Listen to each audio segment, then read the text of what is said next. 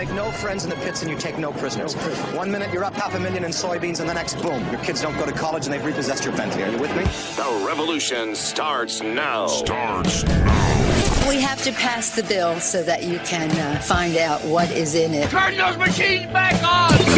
You are about to enter the Peter Schiff Show. Show me the money! If we lose freedom here, there's no place to escape to. This is the last stand on earth. The Peter Schiff Show is on. I don't know when they decided that they wanted to make a virtue out of selfishness. Your money, your stories, Your freedom. the Peter Schiff Show.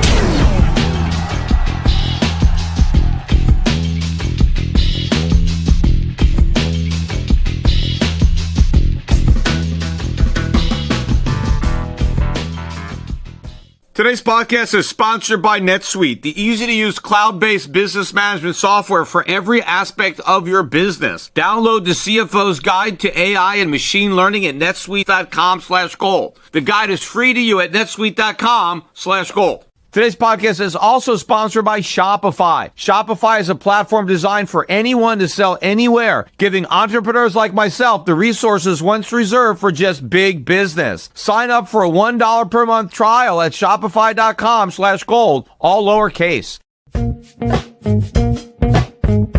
The Peter Schiff Show.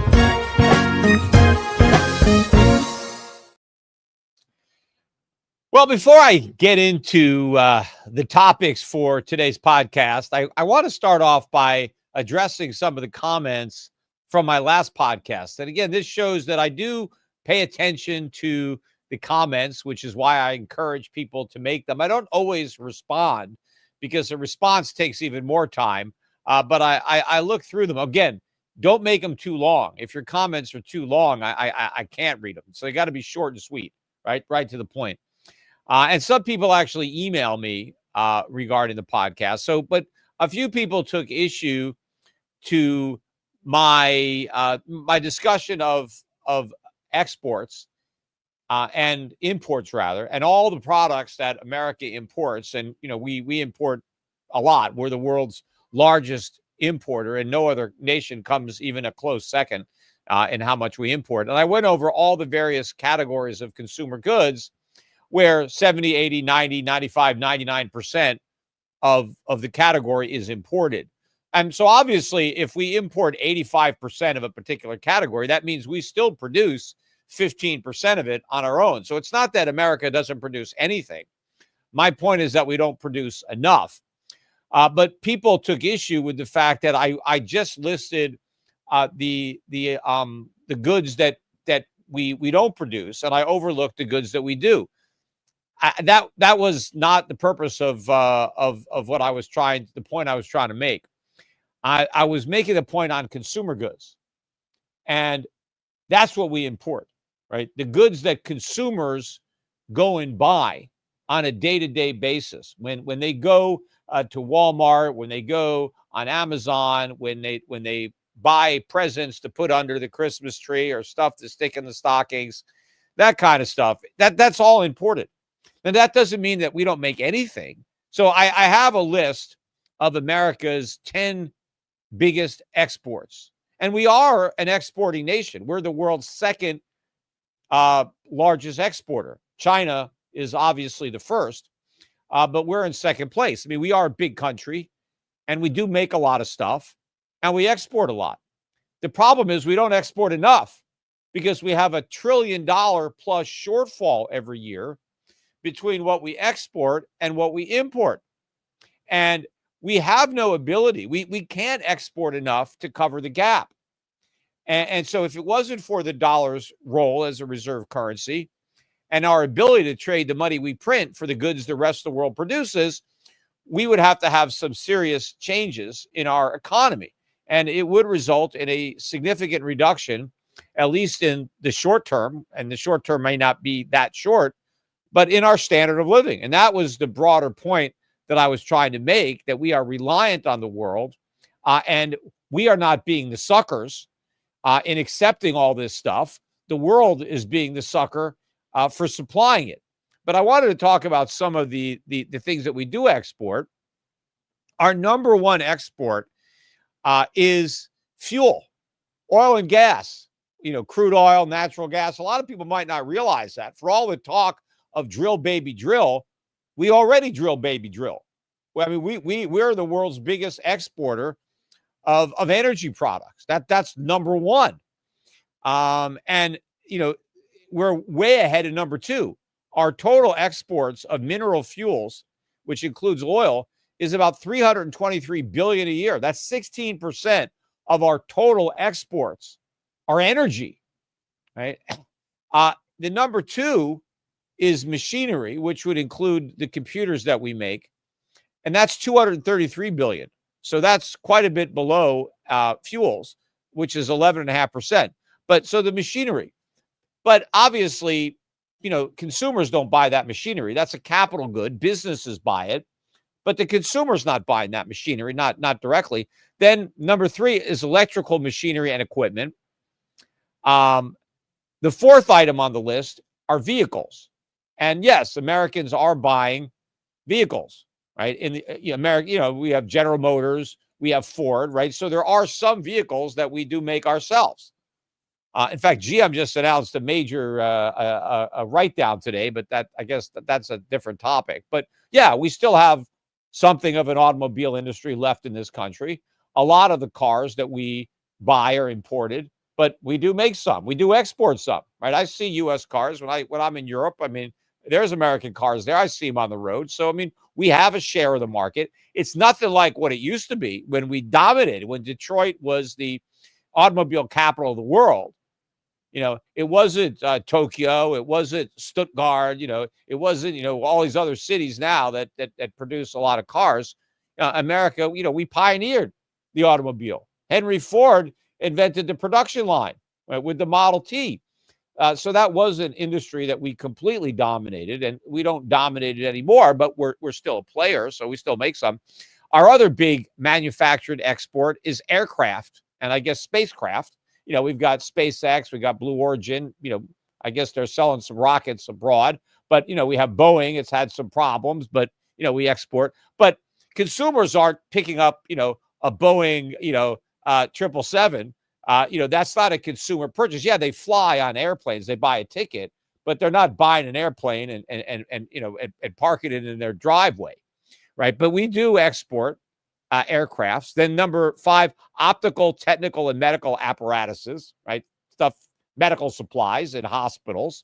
Pharmaceutical products, that's in the top 10. Yes, so Americans buy pharmaceutical products. That is something that they do buy, consumers, and some of those products are manufactured by American companies. Most of them are not. Most of them are imported, but some of the pharmaceuticals are made here.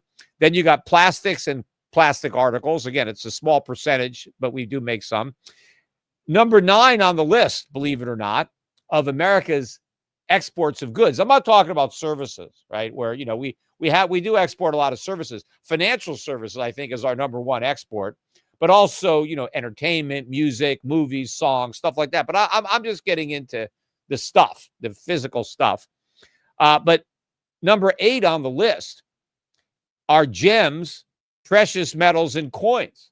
So we're a major exporter of gold and silver and gemstones and and gold and silver coin, right? That's number. But we dig that out of the ground. It's not like we actually make it, right? That's the same thing as energy. We extract it. It's a resource that we harvest. We're not manufacturing it, but it's still good. And then number 10 on the list is organic chemicals. And again, that's not really high on the list of consumer goods, but we make this stuff.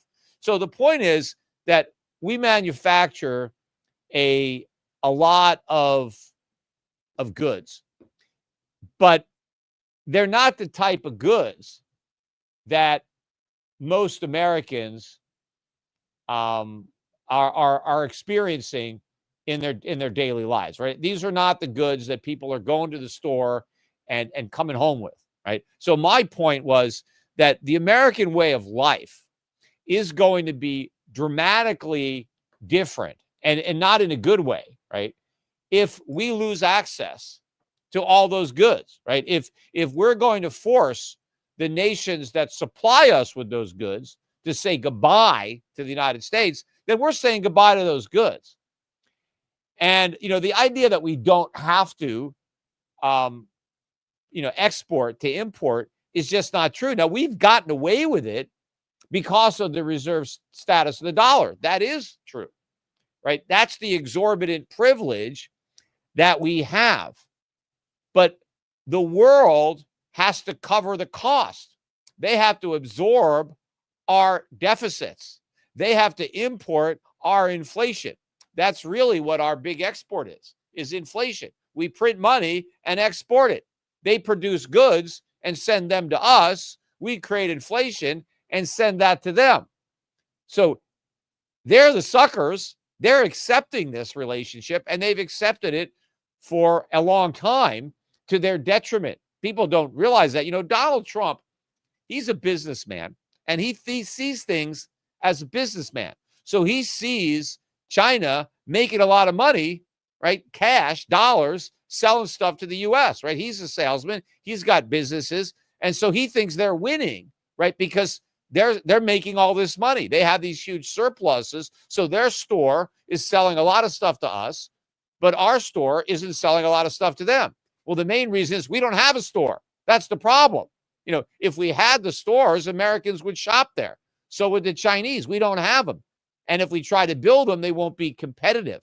So he's not looking at it from the real perspective of a nation. He's just thinking about it as, hey, I own a business, and who are my customers? And I'm making a lot of money. He's not looking at the fact that from a balance of trade, America is the winner in this relationship, which is not really symbiotic. It's more parasitic, where America is a parasite on the world. The world is the host because we're sucking up all these consumer goods and not, spitting out consumer goods of the same value. So we get all this stuff that makes our lives better, and they just get dollars. But we've got this entire global trading system that's centered around this.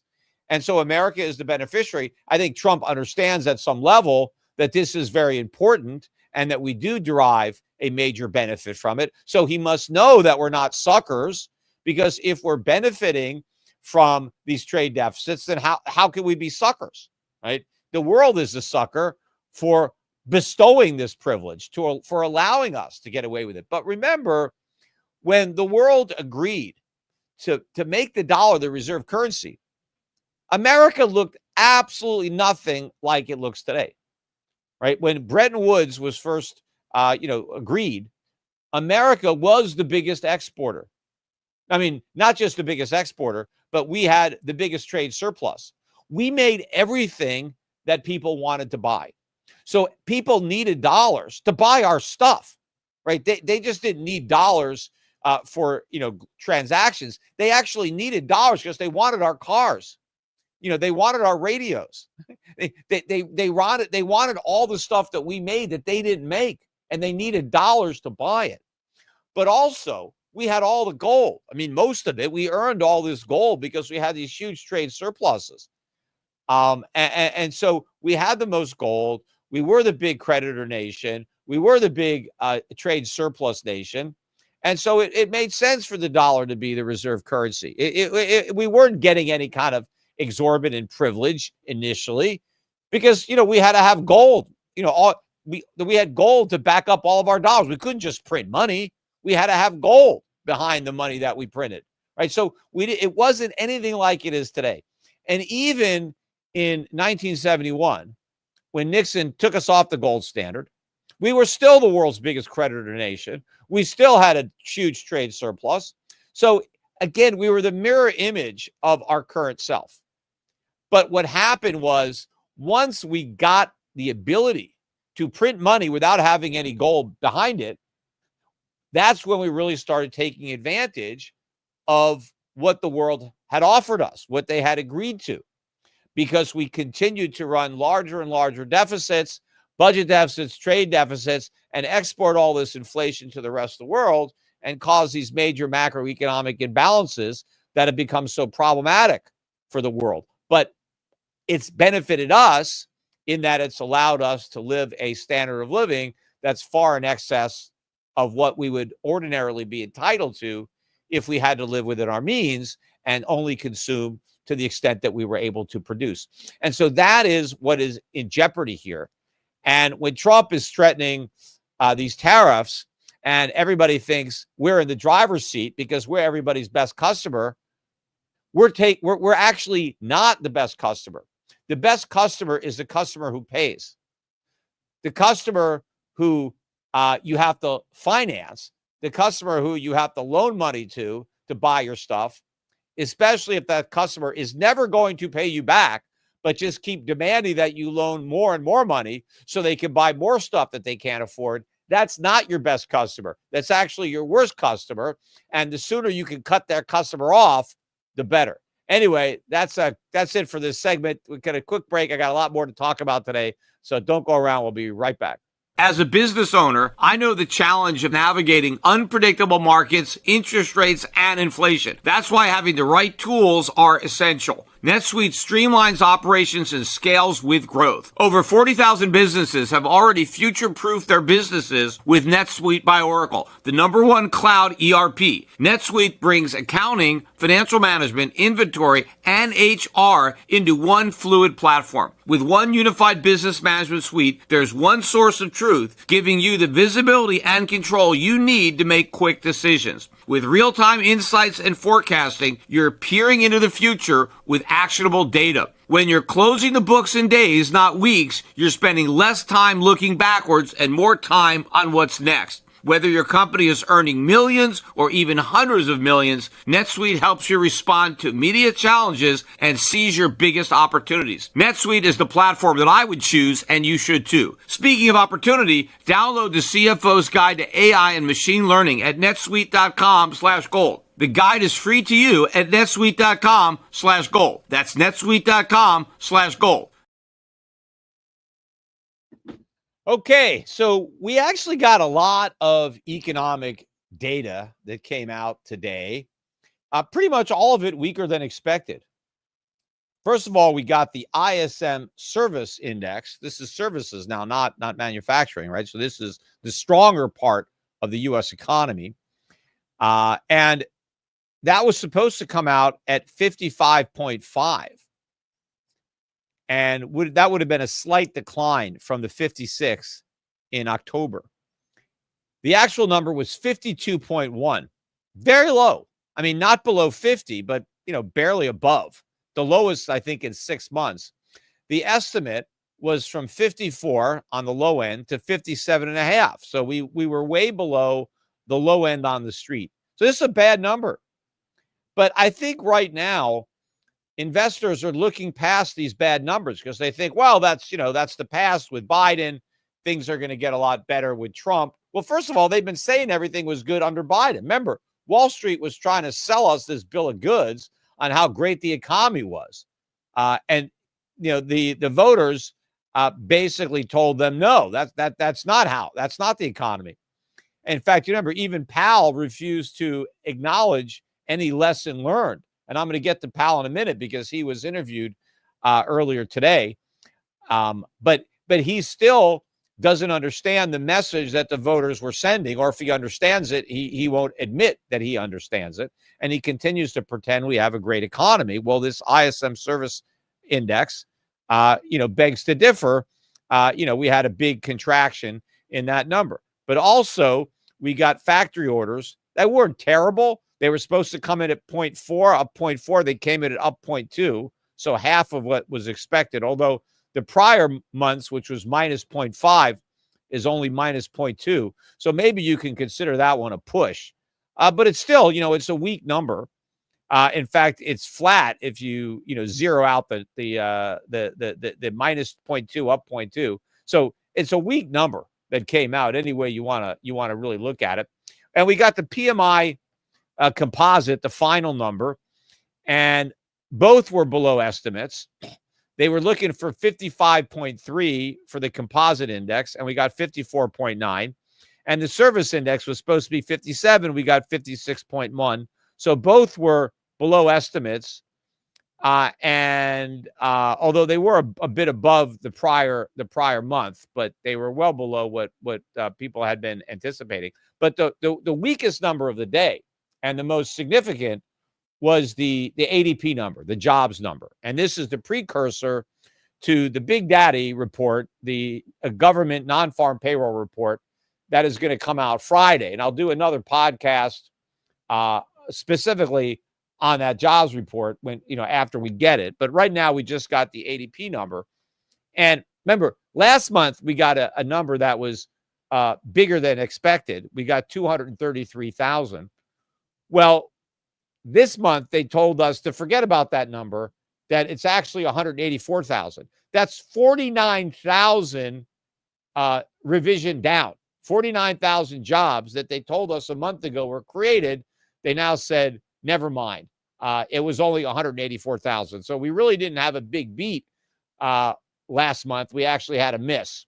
But, the markets, of course, already reacted to what was good news. They're not finding out for a month that it was actually bad news. And the reaction was the opposite of whatever it should have been. But obviously, it's not going to be undone. But the current month was supposed to come in at 165,000. And we came in at 146,000. So considerably below what had been estimated. But the worst part was, again, the manufacturing. Everybody wants to talk about the manufacturing renaissance, the manufacturing, revolution. We lost another 26,000 manufacturing jobs. These are the jobs that make the stuff that we have to import, right? So the more manufacturing jobs we lose, the larger our trade deficits are going to rise. And the more dependent we become on the kindness of strangers, on imports, and the more impactful the tariffs are going to be. Because again, if we had a lot of domestic alternatives and Trump imposed tariffs, well, Americans would just buy the domestic items instead of the imports. And now maybe they'd be a little bit more expensive because otherwise they would have bought them anyway.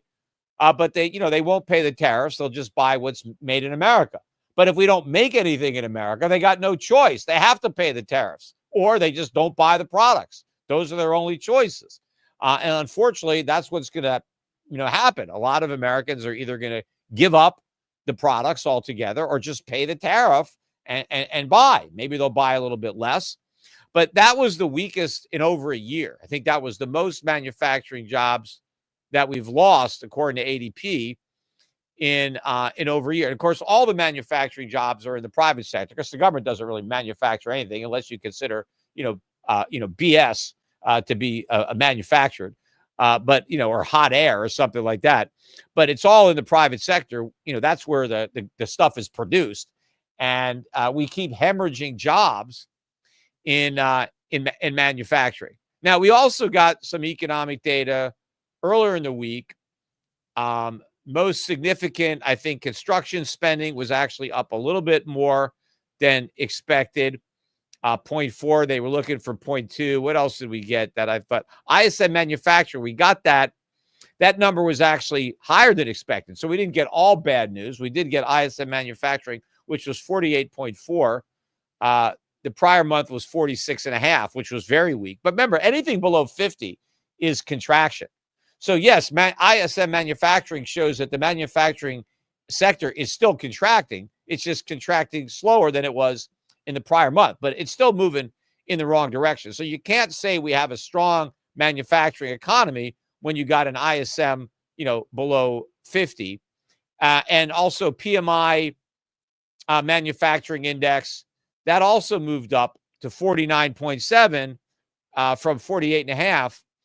But again, it's still below 50. These numbers continuously come in below 50, and 50 is the dividing line between expanding and contracting. So we've got a problematic manufacturing economy, and the problem gets bigger because it continues to be in contraction.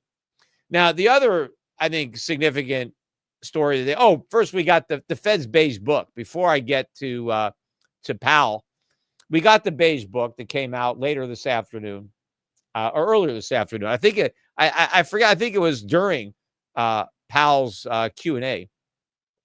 But the beige book came out more hawkish, I think, than people expected, in that the Fed's tone was a little bit more upbeat. Not that they haven't been upbeat, but they seem more optimistic on the economy. and therefore people are worried that, we're not going to get the rate cuts. Although I think the markets are pretty much accepting the fact that we're getting 25 basis points in the December meeting. The question is, how many more cuts are we going to get in 2025? I think that's where the markets are trying to handicap what the Fed is going to do. And maybe they were a little bit more optimistic in the beige book to suggest that they may not have a lot more in the way of rate cuts in 2025. But I think that the Fed's optimism is unwarranted. And I think they're still clinging to that false narrative of a strong economy. We don't have a strong economy. It's not even close to the economy that Powell and his cohorts at the Fed are fantasizing about. If the economy was as great as Powell claims, if the labor market was as strong as Powell claims, Kamala would have won. Right? The reason she lost is because Powell is completely wrong. And he still refuses to acknowledge the message that the voters were clearly sending regarding the economy. I mean, the economy was the number one issue because it's bad. It's never the number one issue when it's good. If the economy is good, then, other things, the environment, there's these other areas that, the voters are concerned about when it's not a pocketbook election. If the economy is good, okay, everything is good. And now, there are other minor issues that are more important to the voter. It's when the economy is bad that nothing else matters but the economy, right? Then it becomes, I don't care about your views on this or the other thing or that because, the economy sucks. I can't pay my bills. That's what I'm concerned about. And so I gotta get somebody in who I think will improve the economy. And if I don't agree with that person on these other issues, it doesn't matter. Right? Because if I can't pay my rent, if I can't put food on the table, I don't care about the environment or anything else, right? I need the economy. So the economy is not good. And in Powell's interview, he was interviewed by Andrew Ross Sorkin. He was a speaker, and it was a big event. Sam Altman was there, Jeff Bezos. I watched some of these interviews. Altman was there early in the morning. Bezos was later, but there are a lot of big people that were interviewed at this Deal Book Summit, one-day conference in New York, and so one of the guests was Powell, right? And Andrew Ross Sorkin, right? CNBC Squawk Box guy. He was interviewing Powell, and during that interview, Powell was very upbeat. Again, about the economy, talking about how great the economy is. And so Sorkin asked a decent question, like, well, why are we cutting rates then? If the economy is so great and inflation is still not back down at 2% and it's been sticky, why are we cutting rates, right? What's the point, right? And so Powell came up with an answer, which I think is a lie, right? But he said, well, the reason we're cutting rates is because they're too high. Yes, inflation is not all the way down to where, it needs to be, but it's close. It's moving in the right direction. He said we raised interest rates into restrictive territory when inflation was 9%, right? We raised interest rates up to 5.25. Well, now inflation's gone from 9 to 2.5. It's not 2, but it's 2.5. And so rates shouldn't be 5.5 anymore, 5.25. I mean, we need to bring rates down to a more neutral level. So he said the economy doesn't need rate cuts. They're just appropriate because we don't want to be restrictive anymore. We want to be neutral. Well, why would they want to be neutral if we still have hotter than expected inflation? They should still want to be restrictive. Now, maybe he says, well, we don't have to be as restrictive. We can be somewhat less restrictive given the progress that we've made. But I think that's all BS. I think Powell knows that the interest rates at the level that they hit was too high for the economy. That's why banks started to fail. And I think Powell is very cognizant, despite his statements to the contrary, regarding the cost to the U.S. government of servicing the debt, which was another question that Andy Ross Sorkin asked. He asked a couple of decent questions. At least I'll give him credit for that. he didn't make the follow-ups, that I would have made, but he asked a couple of good questions, and so he asked Powell, are you concerned? Do you consider the impact of rate hikes on the federal budget, given how much debt we have and how expensive it is to service that debt? Does that weigh on your decisions? Do you ever think, hey, maybe we shouldn't raise rates because the government can't afford it, right? Now, I know the answer to that question. I know that that's probably on the forefront of every member's mind, the impact that higher interest rates are having on the debt service. And not just the debt service, but on the overall size of the national debt. Because all the extra money that the government has to pay in higher interest, that has to be borrowed. So they borrow the money to pay the interest, which increases the principal that's owed, which means now that the additional interest payments are even bigger because now you have a bigger debt to finance, and then they have to borrow that. So the fact that to say that they don't consider it is ridiculous. Anyway, I want to take one quick commercial, and I'm going to finish my thought on that on the other side of the break. So stick around. When you think about businesses growing their sales beyond forecasts like Feastables by Mr. Beast, or even a legacy business like Mattel, sure, you think about a product with demand, a focused brand, and influence-driven marketing. But an often overlooked secret is actually the business behind the business that makes selling and, for the shoppers, buying simple. For millions of businesses, that business is Shopify. Nobody does selling better than Shopify, home of the #1 checkout on the planet. And the not-so-secret secret with Shop Pay that boosts conversions up to 50%, meaning way less abandoned carts and way more sales going.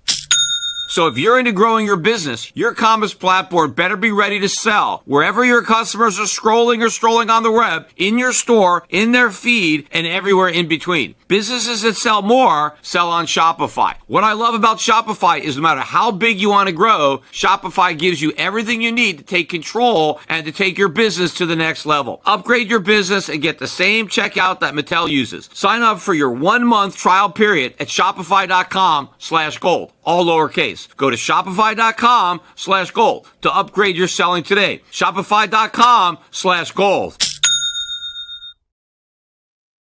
All right, so I am talking about the interview of Jerome Powell today at the DealBook Summit in New York. Andy Ross Sorkin asking the questions. And the most interesting one is the one I just started alluding to before the break. And that was Sorkin asked Powell if the Fed considers the interest burden of the debt and how that burden is impacted by rate hikes. And would they ever, not hike interest rates,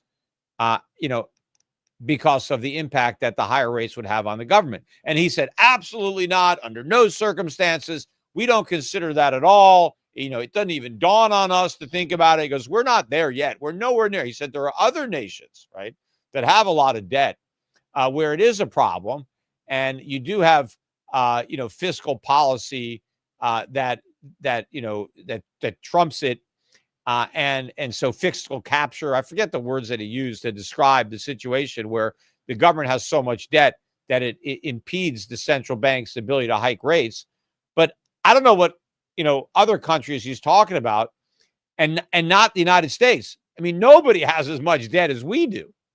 The only difference is right now our creditors don't care. I mean, if any other country had the debt that we do, the budget deficits, the trade deficits, it would be unfinanceable. It's only because, we're the United States and we're printing the reserve currency that we're able to do this. But if interest right now is 1.1 trillion on the national debt, and if interest rates stay where they are in a year, if it's 2 trillion, the government only collects 5 trillion in taxes. I mean, how can that not be a significant factor if 40% of your tax revenue goes to interest on your debt? The Fed has to be cognizant of this. And what if the Fed had to raise rates to 10%? What if that's where they needed to be in order to get really restrictive? Because they never really accomplished it. with 5.25, because as I pointed out many times on this podcast, they never got government to slow down on borrowing. They never got the consumers. They never got the corporations. Borrowing continued to explode even as the Fed hiked rates, which is a sign that the rate hikes weren't enough. We never really got restrictive. We may have been less loose, but less loose doesn't count as being tight. We never really got to tight money. Paul Volcker got us to tight money when interest rates were 20%. We didn't even come close. Look, when Volcker raised rates to 20%, the highest inflation ever got under the CPI was about 13. That was the highest. So we had rates at 20, way above the highest inflation ever got. And we had a more accurate way to measure it back then than we do now. We had inflation of 9%, basically, and the highest the Fed got was 5. So we weren't even in the remote vicinity of being restrictive. And the Fed started to cut rates. Why? Because the rate burden was already too high. So he's full of it. They're cutting rates specifically because the government can't afford it. And not just the government. Nobody can afford the rates because everybody has so much more debt now, thanks to the Fed. They kept rates so low for so long. They encouraged everybody to load up on debt that they can't afford. The Fed knows if it raises interest rates where they need to be, the whole debt bubble is going to collapse. There's going to be massive defaults. Asset prices are going to crash. And so that's why it's cutting. The nonsense that, well, we need to go back to neutral. They never even got to neutral. Neutral is higher than 5, right? It's not down. This is all BS. Just like subprime was contained, inflation is transitory. This is another BS story that the Fed is giving to try to justify their policy, right? The policy isn't justified by their actions. They're trying to use their actions to justify this ridiculous policy. But, Sorkin, doesn't get that. So he just, accepts what Powell says. But what if the Fed had to raise rates to 10%? Well, the national debt, let's say in a couple of years, it's 40 trillion. 10% of that is 4 trillion a year. I mean, you tell me the Fed is not going to worry about that, is not going to consider how that might impact the federal budget if 80% of tax revenues have to go to interest on the national debt? And what happens when more than 100% of tax revenues? Because that's where we're headed, because there's no way to grow the economy as fast as the debt. And as the debt grows, the interest burden grows even more because now we have to finance an even larger debt and we borrow that money too. So we borrow the additional money to cover government spending, and then we borrow the additional money to cover the added interest expense on those deficits. So it's just blowing out of proportion. It's exponential in its growth. And how can Powell not acknowledge that this is a problem? To say, oh, we're not anywhere near. That's just like what Janet Yellen, when she said, oh, we don't have to worry about the size of the debt because all we have to look at is our interest payments, and they're really low. And she said that when the Fed was at 0 and about to raise rates, right? And so it was a problem at that time. It was just a cop-out where she was trying to ignore a ticking time bomb. Anyway, I got a few other topics that I want to discuss today. Oh, before I forget, just a kind of couple of announcements. The promotion, the Cyber Monday promotion that we did at Schiff Gold on Monday really was well received. We have a great price on these South African Cougarans 1-ounce coins. So we're continuing the promotion as long as we can get this deal. We had negotiated a really good deal with a supplier on these Cougarans. So if you want to get them at this price, you won't find them this cheap anywhere else. Go to schiffgold.com and get some of these South African Cougarans. At one time, that was the premier gold coin in the world. I mean, it came out of favor, with all the protests, surrounding apartheid and stuff like that. So a lot of people stopped buying Cougarans and they were buying Maple Leafs or Philharmonics or, koalas or, pandas, whatever other different coins. But, now it's, there's no stigma anymore attached to South Africa.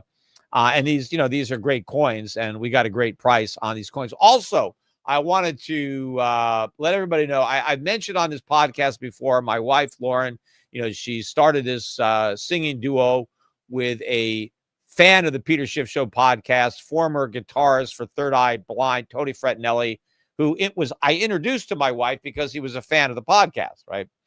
And so they've had a collaboration, their first album, Funny Money. They've got, I think, 11 songs total that they've already, produced. Lauren sings them. She wrote the lyrics. Tony did the music, and they already made the whole album, but they're releasing the songs in a waterfall style. So that the third song is coming out in, I think, another 2 weeks. So look out for that one. But she's got two out. The first one was GYB, and the second one was Jerk. Not about me. A lot of people seem to think that it's about me and the fact that I didn't buy Bitcoin or something like that. But that's not what it is. But the reason I'm bringing it up, and you can listen to both these songs, they're on Spotify with Laughing Cats. But she just came out with a video that she put up on her YouTube channel, Laughing Cats channel. She edited the whole thing herself. It's the first official video. We had one for GYB, but now she has a video for Jerk. And so you can go to her YouTube channel. I'm going to put a link to it on this podcast on the YouTube channel. But you can go to the video and you can watch it. You can watch. It's on her YouTube channel. And listen to the song, watch the video. I think she did an excellent job editing this video, excellent job, performing the song, writing the song. I think it's a great song. And so check it out. And, people follow her, her YouTube channel. I know about 12,000 people watched that first video, but not that many people are following her. So they probably didn't get notified of the second video. So when you go there after this podcast is over, whenever you listen to it, go to our YouTube channel and watch the video. Then just follow it, or like it, follow it, so you'll know when she puts another video. YouTube will send you a notification that she's done it. Anyway, a few other news stories. Biden, I want to point this out. So President Biden pardoned his son Hunter, not just for the crimes that we know he committed, but for all the crimes that he probably committed that we don't even know about yet, right? Because he's been pardoned for everything he may have done over the last 10 years. And why 10 years? Because beyond 10 years, it doesn't even matter, because the statute of limitation is over. So he's pretty much in the clear for the crimes he committed 12 years ago, 15 years ago, right? Because there are statutes of limitations there. But what Biden said is, look, anything he's done in the last 10 years that might still be within the statute of limitations, he's pardoned for all of it. Everything. The stuff he's been indicted for and the stuff he hasn't been indicted for. Now, remember, Biden was asked on multiple occasions, right? Are you going to pardon your son? No, never. Absolutely. Nobody is above the law, right? Because he's trying to imply that, Trump isn't above the law. So we got to go after Trump. And so, I can't pardon my son, right? My son has to be treated like everybody else. Nobody is above the law. And so, I can't pardon my son, right? Because he was afraid if he said, well, of course I'm going to pardon my son. He's my son. What do you expect, right? He didn't want to say that because that might have been used against him in an election. And he didn't want to say it when Harris was running because it might have hurt Harris. But as soon as the election was over, right, and there's no political damage to him personally, he pardons his son, right? After all this denying, his press secretary, deny, absolutely not, no way, we're never going to pardon him. And of course, he gets a full and complete, absolute pardon. And what's particularly, outrageous about it is the hypocrisy too, because the whole time he was saying he wasn't going to pardon his kid, he was lying. Of course, he knew he was going to pardon him. It's not like he just decided. He was like, come to think of it, I don't want you to go to jail. I guess I will pardon you. Of course, he knew he was going to pardon him. I'm sure Hunter knew that he had the pardon, right? I mean, it was in the bag, right? Hey, just wait till the election is over. Don't worry. You're going to get your pardon. So I'm sure. So he's lying through his teeth, but he's also accusing Trump of lying while he's lying. And I pointed out all the lies he was telling during the campaign and all the hypocrisy of calling Trump a liar when you're a liar and saying, oh, nobody is above the law, Donald Trump. Well, yeah, apparently your son Hunter is above the law, and so is your entire family. Although I'm surprised he hasn't pardoned every Biden. I mean, because who knows what they might find. And speaking about crimes, and I guess Biden isn't pardoning this guy, but Alex Mashinsky, remember him? He's the guy that founded Celsius. He pled guilty to 2 counts of fraud. I think commodity fraud, security fraud. He faces a maximum of 30 years in prison. I don't know what he's going to get sentenced to, but I ferreted this guy out in 10 minutes, right? I did one debate with this guy on, I think it was Kitco. I did one debate with him. I had never met him before. I knew nothing about him. I just showed up for this debate, which I often do, right? They have me debate people. I don't do much research. I don't have a lot of time, right? So if someone tells me I'm having a debate, I don't even have to know the topic. I just show up, and whatever the topic is, I'll debate it. Whatever the opponent is, I'll debate him. I don't really care, right? I'll just show up. So I didn't really know much about this guy Mashinsky or Celsius. I found out about it, as we're having this, this debate. And I could tell this guy's a con man, that he's running a Ponzi. I mean, just what he's saying. He's saying we're paying people 5% interest on gold. We're paying them 5% interest on their Bitcoin. I'm like, well, where are you getting the money to pay the interest? Because, I can't pay people 5% interest on their gold. How are you going to do that? The gold doesn't throw off any income. And certainly Bitcoin doesn't throw off any income. So I say, what are you doing? You got to be taking a lot of risk. You must be doing something. And he goes, no, we're not taking any risk. What do you mean you're not taking risk? You're telling me you're earning a risk-free return? Like you've discovered this magic, way of making money out of nothing. And he said, yeah, it's a great opportunity. I said, yeah. I said, who else has a great opportunity? Bernie Madoff had a great opportunity, right? I knew this guy was a fraud, yet the government couldn't figure it out until after he went bankrupt, right? They never came in. They never, charged him with anything, right? The government they're the experts at closing the barn doors when all the horses have left, right? Not even when 1 or 2. They wait till the last horse is out of that barn, and then they take credit for closing the door, right? That's basically what happened with Mashinsky. And so they finally, okay, yep, I guess you're committing fraud. Duh. It was pretty obvious to me, and I don't have any resources. I just listen. If I'd have done a debate with Bankman-Fried, I would have found out the same thing. I would have seen through that guy in a heartbeat that he was a fraud, right? But I just didn't. Nobody had me. I never talked to the guy. Was never, in a conversation with him. But I would have figured it out. It's not that hard. So he finally pled guilty to fraud, and I put on X. I posted a short excerpt from that. Again, I have a bunch of videos of this on my YouTube channel. Another announcement too that I want to make. I finally put up my civil rights lawsuit that I filed against the conspirators who destroyed my bank. I waited a while. I filed a lawsuit on the 4th of November, the day before the election. And I did that, too, to make it clear, because we have a new governor here in Puerto Rico that's coming in. I wanted to make it clear that my lawsuit is, I have no gripes with the incoming governor of Puerto Rico. As far as I'm concerned, she's got a clean slate, done nothing wrong. She ran an election to get rid of the corruption, and I'm trying to help her. So I wanted to make it clear that I wasn't suing her administration. I'm suing the current administration that's on the way out. So I wanted to file it before the election. So to just keep that clear, I didn't I got it filed on the 4th, but we were waiting for service. We have to serve the defendants. There's a lot of defendants in this lawsuit, actually. There's a lot of conspirators.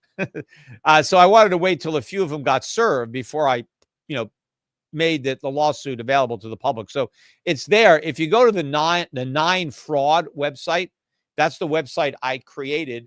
I dedicated that website to expose the fraud of the journalist who defamed me on 60 Minutes Australia.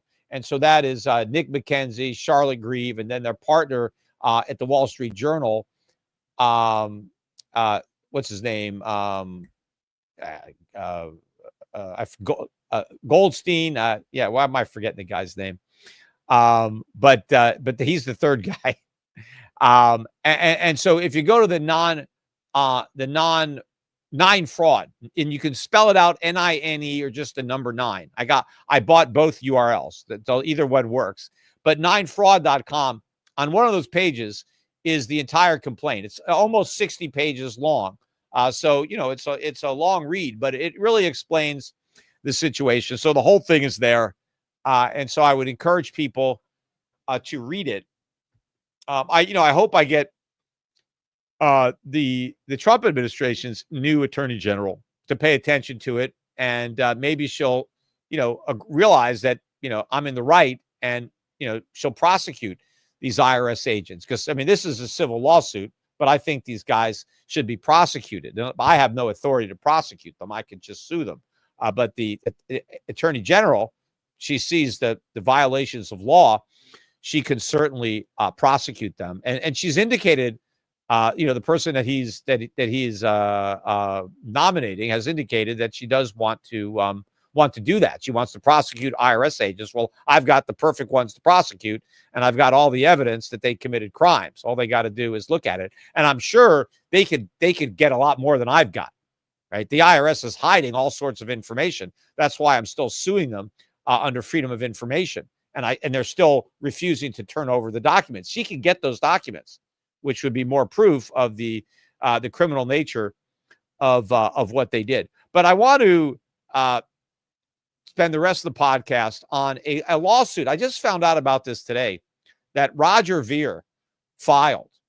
Not a lawsuit, but it's a motion, because he's been charged with tax evasion. Roger Ver is one of the earliest Bitcoin pioneers. I've heard him referred to as Bitcoin Jesus. So he was in, early on, like around when I could have got in, right? Way back, right? So he bought a bunch of Bitcoin and I didn't. So he made a lot of money and I missed out on that, I guess. But anyway, but he expatriated. He left the United States, right? Years ago. But when he left, he still had large unrealized gains on his Bitcoin because he got in so early. But when he left, the Bitcoin market wasn't nearly as liquid as it is now. And so, if he would have sold his Bitcoin, he might have crashed the market. And he lays that out in his motion. But the IRS wanted him to pay the exit tax. And so the dispute and the tax evasion charges have to do with evading the exit tax. And so his motion, and a good part of his motion, is that the charges need to be dismissed because the exit tax is unconstitutional. And that's what I want to talk about, because he's 100% right. It is unconstitutional. It's amazing that nobody has challenged it. And I am happy that he's doing that. In fact, this will be a great accomplishment of Bitcoin. Maybe one of the only real accomplishments is if we could end up getting rid of the the exit tax, because of Bitcoin. Now, first of all, there are several reasons I think that the tax is unconstitutional. But on a fundamental level, if we're a free country, if Americans are free, everybody should be free to leave. You want to leave the country, get out, right? This is not a prison. There shouldn't be an exit tax to leave. You want to leave, go, right? That's what freedom means. You're free to stay and you're free to leave. You shouldn't have to pay a ransom to get out, right? Like this is a giant prison and we have to bribe the guards. Otherwise we can't get out. So the very concept of having to pay a tax to renounce your citizenship is abhorrent to the very nature of the country, of freedom, of our individual liberties that the Constitution is supposed to secure. So for that reason alone, I think that it's not constitutional for the government to try to tax you to leave, because if they're allowed to impose an exit tax, there's no limit to how high that tax could be. And in which case they can effectively make it impossible to leave, right? If the tax were high enough, nobody could get out, right? So if that's the case, you can't even have the ability to put a tax on expatriation, because that means you can prevent expatriation. And, that would obviously be immoral, illegal. So there's that. But the other issue, and I've talked about it on the podcast a lot, has to do with the apportionment clause of the Constitution. The exit tax is not an income tax because you have no income. The exit tax is a property tax. The way the exit tax works, you are supposed to calculate the value of all of your property, your real estate, your stocks, your privately held businesses. You're supposed to figure out what all that's worth. You're supposed to then compare what it's currently worth to your basis, right? What you paid to acquire it. And whatever the difference is, that gain, the exit tax wants you to assume that you actually realize that gain, that you sold all those assets and you actually got that money. And then they want you to pretend that that's income and then pay taxes on your pretend income on those pretend gains. Now, clearly, that's not income. Income isn't what you pretend to earn. Income is what you've actually earned. Unrealized appreciation is not income, right? That's not what the 16th Amendment authorized. Look, and I've pointed this out.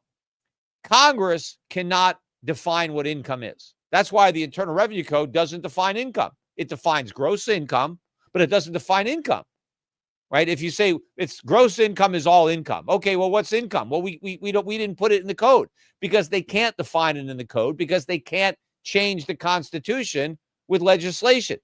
The court has decided what income means for the purpose of a direct tax not being apportioned. And it is realized gains, right? It is a gain that you must derive by actually realizing it. You have to earn money or sell something for a higher price than you paid for it and get more money, right? I paid $1 million.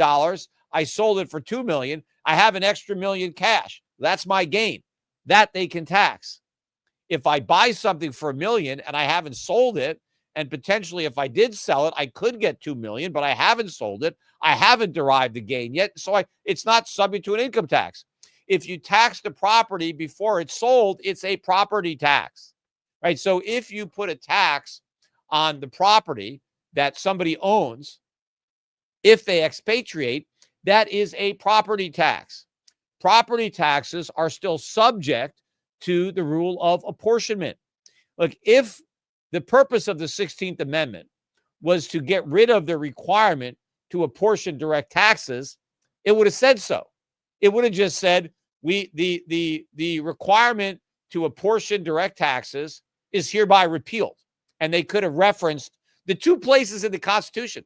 The only thing that the Constitution says twice, and there's only one thing that they say twice, and that's that direct taxes have to be apportioned. So the fact that they repeated it shows you how important it was. They really wanted everybody to know that direct taxes had to be apportioned. So they put it in there twice, right? Nothing else is in there twice, but the requirement that direct taxes be apportioned. So if the purpose of the 16th Amendment was to give the government the power to levy all direct taxes without apportionment, they would have done that, but they didn't do that. They specifically said that they could tax income without regard to apportionment, but just income. That means every other direct tax is still subject to the requirement that it be apportioned. And again, apportionment means that each state has to pay a proportion of the tax that's in proportion to its percentage of the population, which is obviously impossible when it comes to expatriation because we don't know what states people are going to expatriate from. It would be impossible to ever apportion a exit tax, which is why they can't have an exit tax, right? There's no constitutional way to justify an exit tax. So they are challenging this, and I hope that, they argue it correctly. I may reach out to these lawyers just to give them, some extra information in case they don't have it. I think I have a lot of knowledge thanks to my father and the years I spent with him on understanding direct taxes and the constitutional requirements surrounding them and income and the legal meaning of income and all that. And so, maybe I have a little bit to add, but this is a big case. This is an important case that Roger Ver really needs to win, because if he wins it, then we eliminate the exit tax. And that is a big deal, because then everybody is free to leave if they want to, which means the government has to treat us a lot better if they know we can leave, especially, the entrepreneurs, the wealthy people that would be subject to this tax. If they could leave, they might leave unless we lower taxes, which is what we should do. But we need a smaller government. The whole idea that, somebody should have to pay this tax if they leave.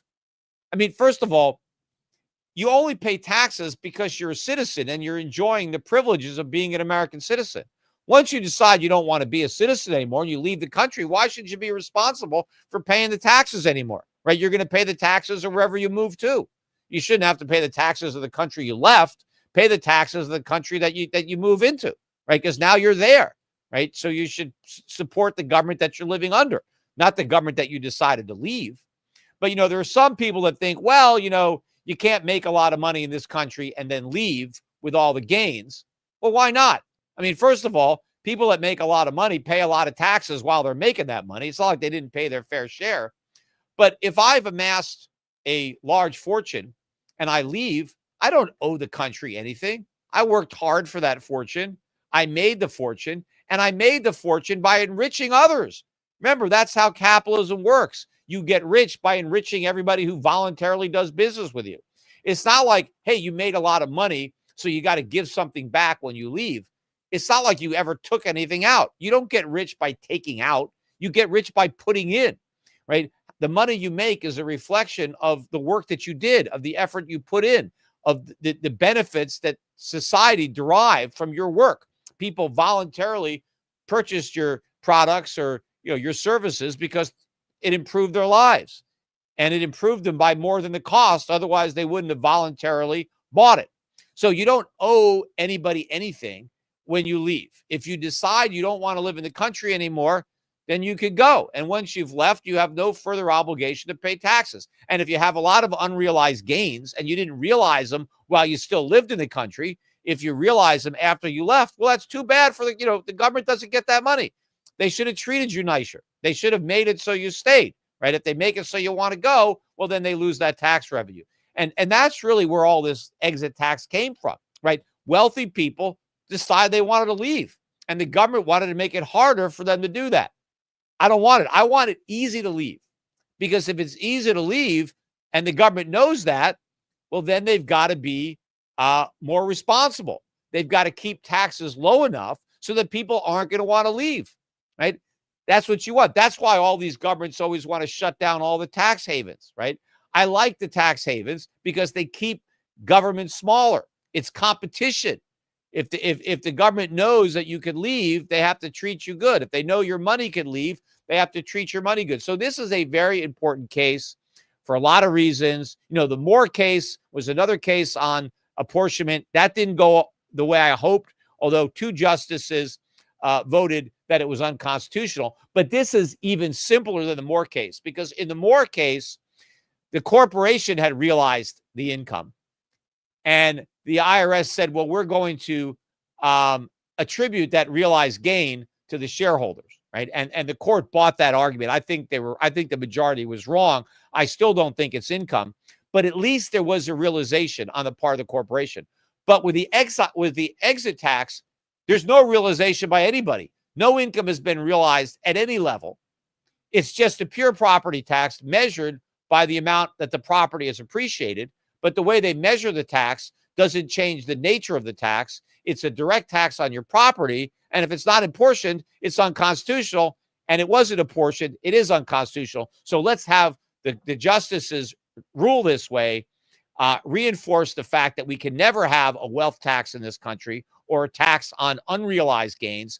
This case will force the court to rule on that. They wiggled out of it with the Moore case. So this is a very important case. I am very thankful that somebody finally has challenged the constitutionality of a tax that I've always thought was unconstitutional. I've never paid it myself. You can't challenge the tax until you've had to pay it. So he's in a perfect situation now because he's being charged with evading it.